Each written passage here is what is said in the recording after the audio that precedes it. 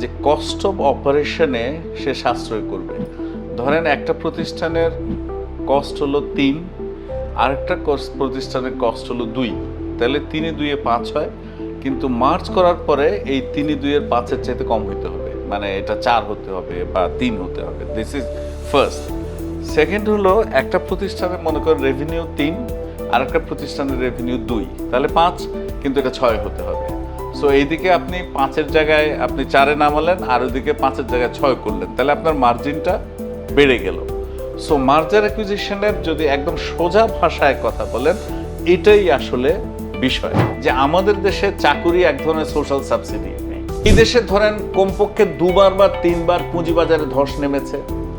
অন্যান্য দেশে যখন পুঁজিবাজারে ধস নামে আপনি দেখবেন যে বেশ কয়েকটা লোক সুইসাইড করে বা একটা মারাত্মক দুর্ঘটনা ঘটে। আমাদের দেশে ঘটেনি কেন?